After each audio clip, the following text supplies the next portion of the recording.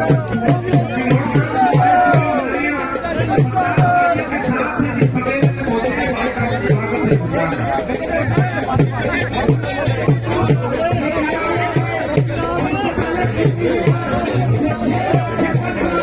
का डंका बज चुका है। ये जो सरकार है आखिरी 6 महीने में पहुंच चुकी है। जो खट्टर सरकार हरियाणा में, खट्टर दुष्यंत सरकार, बीजेपी जेजेपी की सरकार, आखिरी 6 महीने में कैसे आप तो कहोगे कि अभी 10 महीने बचे इलेक्शन के, लेकिन 10 महीने नहीं बचे, इनके काम करने के 6 महीने बचे। अभी हम कौन से महीने में, कौन सा महीना है? दिसंबर में है। जनवरी, फरवरी, मार्च में लोकसभा इलेक्शन का कोड लग जाता है, 2 रह गए। मार्च में इलेक्शन शुरू होता है और मई की 30 को देश की सरकार के गठन होने का समय है। उसके बाद मई की 30 के बाद कोड हटेगा। 2 महीने अभी बचे और उसके बाद जून, जुलाई और अगस्त और फिर सितंबर में इलेक्शन हो जाएगा, अक्टूबर में सरकार हो जाएगी। यही बात है ना। तो इनके पास 3-4 महीने तो तब बचे हैं और 2-3 महीने इनके पास अब बचे काम करने के। इनके 6 महीने रह गए। तो इस सरकार ने जो काम करना था, हरियाणा का कितना विकास करना था, हर वर्ग का क्या कल्याण करना था, वो आपके सामने आ चुका है। तो आज आकलन करने का समय है, तराजू पे रख के तोल के फैसला करने का समय है कि हमारा प्रदेश, हमारे प्रदेश में क्या होगा। पूरे प्रदेश में, हरियाणा के कोने कोने में, जहां भी मैं जा रहा हूं, पूरे हरियाणा के कोने कोने में एक ही बात आ रही है। बोला पिछली बार तो थोड़ी सी 2-4 सीटों की कसर रह गई थी ना, तो बदलाव पिछली बार ही हो गया होता हरियाणा में। बोला इस बार कोई कसर नहीं रहेगी। हर हरियाणा कोने से एक ही बात आ रही है, बीजेपी जेजेपी की खट्टर दुष्यंत सरकार जा रही है और हुड्डा साहब के नेतृत्व में कांग्रेस पार्टी की सरकार आ रही है। आज कल चुनाव के नतीजा है तो किसी ने कहा कि जी इलेक्शन में 2-3 स्टेटों में उतना आशा के हिसाब से फैसला नहीं हुआ जितना हम आशा कर रहे थे। हरियाणा में मैंने कहा हरियाणा में वही होगा जो तेलंगाना और हिमाचल प्रदेश में हुआ है, वही हरियाणा के अंदर होगा। ये मैंने तेलंगाना में प्रचंड बहुमत आया, कर्नाटक में प्रचंड बहुमत आया और 2/3 बहुमत से हिमाचल के अंदर जो सरकार बनी, जो वो वहां जो नतीजा आया, हरियाणा में भी वही नतीजा है। क्योंकि हरियाणा में हम मेहनत कर रहे हैं दिन रात लोगों के बीच में, लोगों की लड़ाई लड़, क्योंकि हरियाणा के लोगों ने मन बना लिया। यहाँ की सरकार, हर प्रदेश की अलग परिस्थिति होती है, यहाँ की सरकार की परिस्थिति ऐसी है। खट्टर सरकार के 9.5 साल में जो प्रदेश विकास में देश में नंबर 1 पे गिना जाता था, हरियाणा प्रदेश, कांग्रेस की सरकार में 2014 से पहले हुड्डा साहब के नेतृत्व की सरकार में अगर हम याद करें, प्रति व्यक्ति आय में हम नंबर 1 थे, प्रति व्यक्ति निवेश में नंबर 1 थे, खिलाड़ियों के सम्मान में नंबर 1 थे, गरीब के कल्याण में की कल्याणकारी योजनाओं में, चाहे 100 गज के प्लॉट की बात हो, चाहे स्कूल की वजीफे की बात हो, चाहे बुढ़ापा पेंशन हो, देश में हरियाणा नंबर 1 था। 10 साल तक आपस में भाईचारे पे कभी खरोच नहीं आई। 10 साल तक खुशहाली के रास्ते हरियाणा आगे बढ़ा। कभी किसी वर्ग को, ना व्यापारी को, ना कर्मचारी को, ना दुकानदार को, ना सरपंच को, ना खिलाड़ी किसी वर्ग को धरना देना, अपनी मांगों के लिए कभी धरना नहीं देना पड़ा, कभी पुलिस को कहीं लाठीचार्ज नहीं करना पड़ा। किसी वर्ग की कोई बात आई तो उस वर्ग ने सरकार के समक्ष अपनी उस समय बात रखी और उनकी सुनवाई हुई और समाधान निकालने का प्रयास हुआ। 10 साल हरियाणा आगे बढ़ा, मगर अच्छे दिनों का नारा आया कि अच्छे दिन आएंगे। लोगों ने सोचा हरियाणा में भी क्या पता और अच्छे दिन आए।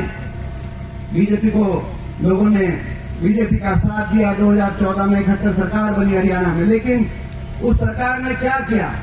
जो हरियाणा विकास में देश में आगे था, कहीं मेट्रो की, कहीं थर्मल का कारखाना बन रहा था, तो कोई IIT के अंदर बड़े बड़े उद्योग स्थापित किए जा रहे थे, कहीं यूनिवर्सिटियां बन रही थी, विश्वविद्यालय बन रहे थे। उस हरियाणा को 9.5 साल की सरकार ने विकास की पटरी से उतारने का काम किया। उस हरियाणा को आज विकास में तो हरियाणा पहुंच गया 18वें नंबर पे देश में। नंबर 1 अगर बन गया देश में, जो दुख है हमें, तो देश में अगर नंबर 1 बन गया तो बेरोजगारी में आज हरियाणा देश में नंबर 1 बन गया। हर घर में एक पढ़ा लिखा शिक्षित नौजवान बेरोजगार बेरोजगारों की फौज खड़ी हो गई। कोई नौजवान डिप्रेशन की तरफ, कोई नौजवान नशे की तरफ। देश में नशे में भी देश में हरियाणा, और नशे से रिलेटेड ओवरडोज डेथ्स में भी देश में नंबर 1, पंजाब से ज्यादा नशा आज हरियाणा के अंदर। बेरोजगारी में नंबर 1, आज नौजवान नशे में नंबर 1। आज हरियाणा का नौजवान अपना भविष्य को अंधकार में पा रहा है। कहीं डिप्रेशन की बात, कहीं नशे की बात, कहीं अपराध की बात, कहीं घर बार बेचकर विदेश की तरफ पलायन, विदेश की तरफ पलायन की तरफ आज हरियाणा का नौजवान। ये स्थिति आज बन गई क्योंकि हरियाणा के अंदर ना तो सरकारी नौकरी मिल पाई इन 9.5 साल में, या तो नौकरियां समाप्त कर दी गई। हमारे समय अकेले शिक्षा महकमे में 1 लाख से ज्यादा की भर्ती हुई थी। 9.5 साल में जेबीटी तक की भर्ती नहीं करी, केवल जेबीटी तक की भर्ती नहीं करी। ना तो सरकारी नौकरियां तो समाप्त कर दी गई, स्कूल बंद किए जा रहे हैं सरकारी, जहां पे गरीब का बच्चा पढ़ता है। कहीं बड़े बड़े उद्योगपति के हवाले रेलवे, एयरपोर्ट, पोर्ट, सरकारी नौकरियां या तो समाप्त की जा रही है, कच्चों में परिवर्तित की जा रही है। हरियाणा कौशल निगम के माध्यम से, जहां बिना रिजर्वेशन के बैकडोर से लोगों को लगाया जा रहा है, या तो प्राइवेट में रेलवे की नौकरियां खत्म, वहां भी कोई किसी वर्ग के, किसी वंचित वर्ग के जिन कंपनियों को दे रहे हैं, या कच्चे के कौशल निगम की बात आती है। यहां तक कि फौज अग्निवीर योजना लेके आए हैं, फौज में भी 4 साल के बाद बिना पेंशन के घर वापस, वहां भी कच्ची। देश में सबसे ज्यादा बेरोजगारी आज हरियाणा प्रदेश में, ऐसी स्थिति बन गई। आज हम इस अवसर पे सैन जयंती के इस पावन अक्षर संकल्प लेते हैं कि इस कौशल निगम को समाप्त करेंगे। हरियाणा के अंदर पक्की भर्ती, ये जितने भी कौशल निगम से नियुक्त हैं, इनमें और इनकी सारे पदों में, और जो बाकी पद हैं इन्होंने जो समाप्त किए, 2 लाख से ज्यादा ऐसे पद हैं। पक्की भर्ती हरियाणा के अंदर, और उस पक्की भर्ती में हर वर्ग का और ओबीसी समाज का जितना अधिकार है, उन ओबीसी समाज का 2 लाख भर्ती आते ही 2 लाख भर्ती हरियाणा के अंदर लागू करने का काम करेंगे। आज बेरोजगारी की चपेट में जो हरियाणा का नौजवान है, उसको रोजगार सृजन में हरियाणा को नंबर 1 बनाने का हम संकल्प आज ले रहे हैं। जो बेरोजगारी में आज बेरोजगारी में नंबर 1, महंगाई में आज प्रदेश सबसे ज्यादा बैठ, क्योंकि सबसे ज्यादा कर्जा चल गया, अर्थव्यवस्था चौपट हो गई। खट्टर सरकार में कोई इंडस्ट्री आई नहीं, सबसे ज्यादा टैक्स लग गया। अभी मैं चुनाव में गया राजस्थान में मैं बताना चाहता हूं आपको, राजस्थान में जो हरियाणा के साथ वाले सारे जिले, चूरू, झुंझुनू, सीकर, जयपुर तक 34 सीट हैं। 34 में से 30 सीट कांग्रेस पार्टी जीती, और इसी नारे पे जीती। सारी सीट जो 7 लगती सीटें, इसी नारे पे जीती कि भाई हरियाणा से सस्ता डीजल, हरियाणा से सस्ता पेट्रोल, हरियाणा से सस्ता गैस का सिलेंडर। यहां पे सबसे महंगा, देश में सबसे ज्यादा महंगाई कहीं देखनी है तो हरियाणा आइए। डीजल, पेट्रोल, रसोई गैस का सिलेंडर, बच्चों की स्कूल की फीस, बिजली के बिल, काम किया नहीं, महंगाई का बोझ हर परिवार के नंबर और बना दिया हरियाणा देश में। किस चीज में? भ्रष्टाचार में देश में नंबर 1 हरियाणा। क्योंकि गठबंधन जो हुआ, ये जेजेपी का खट्टर और दुष्यंत का गठबंधन, ये गठबंधन किसी ऐसे आधार, जनहित के आधार पर गठबंधन नहीं हुआ। आप जानते हो, इन्होंने कहा कि हम समर्थन दे रहे हैं, 5100 बुढ़ापा पेंशन पे समर्थन दे रहे हैं, और हरियाणा के नौजवानों को 75% आरक्षण मिले, फैक्ट्रियों में इस आधार पे समर्थन दे रहे हैं। मैं पूछना चाहता हूं आपसे, आज 4.5 साल के बाद वो 5100 बुढ़ापा पेंशन आई है या नहीं आई है? 5100 पेंशन नहीं आई। वो 75% रिजर्वेशन फैक्ट्रियों में हुआ है या नहीं हुआ है? नहीं लागू हुआ 4.5 साल। इस आधार पे समर्थन नहीं दिया था, इस आधार पर गठबंधन नहीं हुआ। भ्रष्टाचार की फाइलों को दबाने के लिए, हरियाणा को लूटने के लिए महकमे बांटे गए। शराब का महकमा इसको दे दो, एक्साइज का उसको दे दो, माइनिंग का इसको दे दो, और आपस में महकमे बांटकर हरियाणा की जनता को लूटने का काम करो, और हरियाणा को भ्रष्टाचार की रेट चढ़ा दो। खुला भ्रष्टाचार अगर देश में कहीं, इतिहास में कहीं हुआ, तो ऐसा भ्रष्टाचार हुआ कि दुष्यंत चौटाला के विधायक, खुद ही दादा गौतम नारनौंद वाले विधायक ने जहां से प्रोफेसर राम भगत शर्मा जी आए नारनौल से आज चल के हमारे बीच में, उन्हीं की स्टेटमेंट आई। क्या स्टेटमेंट आई? बोला खोपर बढ़ गया सरकार में। और फिर दूसरी स्टेटमेंट आई, बोला खोपर एक लाख जीवन लग रहा है। ये जीवने के लिए सरकार बनी। यहाँ देश में सबसे ज्यादा बेरोजगारी, देश में सबसे ज्यादा महंगाई, विकास की पटरी से उतर गया हरियाणा, विकास की पटरी से उतर गया हरियाणा।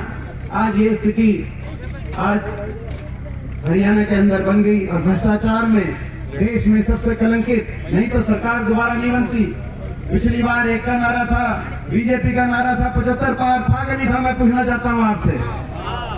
और जेजेपी का नारा था, दुष्यंत चौटाला क्या नारा था? मतलब बीजेपी को करो जमुना पार।